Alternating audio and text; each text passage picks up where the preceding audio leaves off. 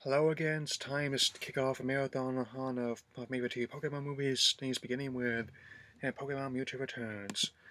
Well, folks, we certainly knew who from the first movie that Mewtwo was an iconic villain. We didn't know from the uncut version of his origin is that he was a tragic villain that may not have been fully what he was doing. It seems he was created in an attempt to bring back Dr. Fridge's daughter Amber, who also has his obsession causes his wife to leave him. Um, Special Spotlight starts off with a brief recap of the first movie, as well as establishing that Ash, Brock, Mr. had memories at least. Ah, yes, Eternal Sunshine of Spotless Mew. Also, Mewtwo was voiced by Dan Green, who replaced Philip Bartlett. As one of many roles he's played for the anime, even to this day. Giovanni has not been affected, and has traced me to the Johto region with the aid of Agent Domino, continuing to pound team market operators and Dub, being named for famous criminals. In this case, Hitman Donna Harvey, and is a better one than Keira Knightley was. This special credit does has a very good effort to make you too sympathetic, which works quite well. Especially Rock all head towards Beauty King Johto. Rocket's wondering how to get there. Also, I wonder what's in the Wonder Ball. As buzz head there, it always comes by once a month. It's probably run by Greyhound. Internet Block Ops uses a trusty frying pan as a drying pan. Ladies and gentlemen, we have an internet meme. Meow says there are severe storms in the area, but Jesse says the guy sensationalizes everything, just like Kotaku. Naturally, they're blown away by a big gust of wind. Mewtwo will not let anyone in as he toys the buses and now lives alone with the Pokemon. So Ash, Misty, and Rocky won't take them to the law to focus on the bus. So the bus leaves to just sit around for a month? The universe isn't getting it done. The woman, Luna, points out there's another way to take a boat up the river. Screaming that water has properties that are fishing that those to partake. Yet Ash doesn't see it.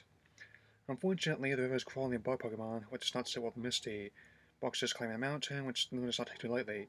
Doji points out clearly because apparently there's a Pokemon there, and there's a bit of their eggs there.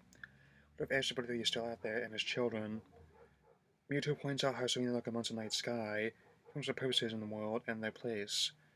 This is actually a fairly good theme to have, and quite different from what one would expect from Pokemon. Just in the woman named Calyx, the man named Calyx challenges the Lodge as a suspicious woman. She's obsessed with her, as implied by her early 2000s street lingo. But the hits on Domino, much to Misty's dismay, no one's about the same thing about Cannon Purity Cannon, but the conversation interrupted by firecrackers from Team Rocket. They take Pikachu as Calyx tries to warn them about how the air currents in the mountain, but they have none of this. They use little rockets that's on their balloon. So the carbon air current which comes to help Ash and others rescue Pikachu before it's too late. The rockets burn out as everyone starts climbing the mountain, and the music turns to what sounds like when Luke was fighting the Grand Corps and turning the Jedi. The balloon catches the rope everyone is on, and Domino manages to race Mewtwo to the lake. She releasing from Mission Giovanni, who is all eager to reclaim what he believes is his. Mewtwo is also surprised to see everyone again. Also, Giovanni is apparently drinking scotch in the rocks, Book is doing a thing to it, and even when he crushed the glass with his bare hands. Wasted damn good scotch.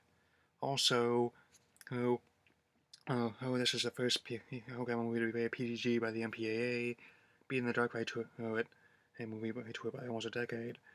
He's also giving information on the other clones, uncovering yet more prizes for his research. At this, Domino's getting a signal drop of sun and coming someone to the mountains, when it's meant to climb into a balloon message as Domino reveals her true motives. So points out that Team has plans everywhere. In other words, cut off one head, two more take his place. From a separate when Domino pops a balloon. Domino hang glides into Giovanni's helicopter as if he were playing games Just Cause 2. Fun Pikachu does not want everyone there, but Mewtwo holds him back. She points out Horse Drive feels like a sequel to a movie I missed. Well, that's Hollywood for you. Even the gaming industry has it happen all the time when sequels become organized in first entries, like Street Fighter Grand Theft Auto. Two rockets chase Pokemon to the lake, everyone must prepare for war. But there aren't as many changes as to where the first people have to watch Japanese versions and how to make sure. The clone Pikachu also points out that home is peaceful, and they want more than just hiding in the shadows. Yet they're afraid of what will happen when they try to share the outside with everyone else. Even Team Rocket can sympathize, the circumstances prevent them from living a normal life. That was Takeshi Shudo's original concept with the characters, and one of the cues why I miss him. He helped turn a simple merchandise-driven series into what it is today. The best parts of the series that followed owe what they have to him. As Giovanni prepares to face Mewtwo, Ash and the others cross the lake and continue to search for Pikachu. They determine Team Rocket crash near an inlet is at the other side of the lake and head there. Just James are captured, only Meowth can come with all the other Pokemon. He reaches the inlet and starts climbing stairs. Here's the mountain, kicks skies of water as pure as can be. It is here we see another me in the film Spawned, Baby Nidoqueen. Not female Nidoqueen, mind you, but Baby Nidoqueen. Must really be something in the water to make that happen. Barker suddenly looks so healthy. I think it's not Baby Nidoqueen at all, given how they saw him fix up breathing glitch between them. Their parents are watching overhead, all too proud of what they have wrought. Everyone that continues to search for Pikachu, just Giovanni's shop reaches the mountain. There's Pokemon that can steal them. Only Pikachu and Mewtwo remains to try and make a run for it, but they're stopped by Mewtwo. He's been and Giovanni greets him. Mewtwo orders him to leave, but Giovanni prohibits this. He attempts to capture Mewtwo. Two warns Giovanni has to lose his power. Besides, to divert their attention to another island. Domino just heads over there. Also, Paxton's like a shipwreck from Phantom Menace. Everyone has captured and taken back to the Oasis. Domino has managed to capture and pull all the Pokemon in sight. When he was bargaining to Mewtwo, Mewtwo realizes the situation's gravity as he heads to the island. The baby needed Queen Domino's grasp. Mewtwo orders her to release it. Giovanni's going to do with the Pokemon. Mewtwo decides to go along with their demands for now. Even though Giovanni activates a machine meant to control him, Mewtwo will not yield even in the face of Armageddon. As reunites a Pikachu and he and clones are being taken hostage, it's here realized those agencies are highly counterproductive. They don't even hold back the arms at the elbow so much that Ash is able to come to hold the two Pikachu.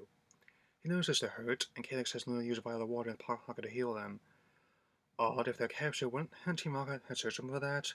They don't even take their backpacks, despite them being the only thing on them, and besides the clothes on their backs. Sure, if that works, you've chosen wisely. This is actually kind of amusing. Domino locks them in the Pokemon. Sure, there's no way of place he's seen super hard creatures range from electric punch to magic kaiju can backfire. Subsequently, in the escapable situation, we'll assume the whole thing ends up rats. Then Team Rocket actually starts building a new base on the lake. Give them this, they're efficient. Everything, absolutely everything, every last little thing must go according to plan. Giovanni's goal is that it's worse wrong in his body, and Domino plans it could take years to clone again. Hold that thought for about 12 years or so. Also, just engineers have been assigned on latrines. Typical. But their work is polluting the lake, and the buckroads are coming for them as a result. This spoils all the compound, and one grunt drops a blowtorch causing the plant to explode. I get the feeling this may not be entirely OSHA compliant. The explosion frees everyone, but Luna and Calyx stay behind to protect the lake. Domino tries to protect herself, but is overrun by bug Pokemon and has her time running in heals. Job Jesse and James did on the floor did not help. The lake is alright, but Mewtwo can't hold out much longer. He will never let go. Then Ash decides to save Mewtwo. That's my boy, rescuing more than ambiguous Uber that managed to become one of the biggest icons of the franchise. Even though the kill switch is lost, nothing beats the good old-fashioned brute force stopping cold machinery. This is equal to a movie where Bitten cages away with a cloning machine to save Pikachu after all. Then Mewtwo has sacrificed himself as Ash once did and has done again. He is free, but at great cost. Ash and Brock try to get him to the lake, but they're confronted by Giovanni, Domino, and the Comet unit. One ready to face off against them to protect their friend. Then the clones provide reinforcements, and Ash gets Mewtwo to the lake. They're both one of a kind in their words. As Mewtwo plunges in the water, his body and mind are healed, just as Giovanni confronts him and some more. Mewtwo then drives Giovanni to the Comet unit and waving a flashlight. You shall not pass! With this, Mewtwo is given them new sanctuaries. Everyone vows to keep their home secret. One also decides against erasing their memories again. We realize that in order to protect the future, we cannot truly forget the past. Mewtwo decides the only erased memories was which take vengeance against them all. So we end up going their separate ways. As your Pikachu will not forget their adventure, and Mewtwo will walk the link with his Pokemon secrets.